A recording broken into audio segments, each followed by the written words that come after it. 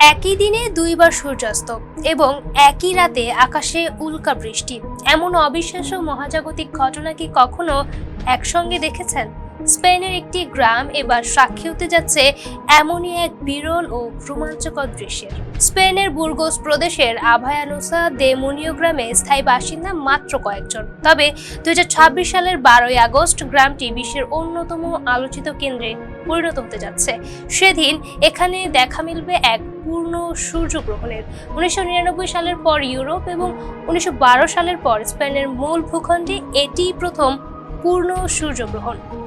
সূর্যাস্তের ঠিক আগ মুহূর্তে গ্রহণটি ঘন্টায় মাত্র কয়েক মিনিটের ব্যবধানে দুইবার অন্ধকার নেমে আসবে, যেন একই দিনে দুইবার সূর্যাস্ত। কৃত্রিম আলো না থাকা এবং পরিষ্কার দিগন্তের কারণে স্থানটি দেখার জন্য সেরা।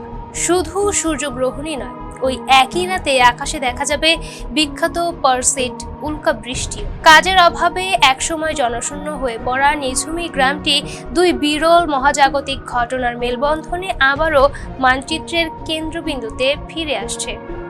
Imo Akter Mahira, face the people.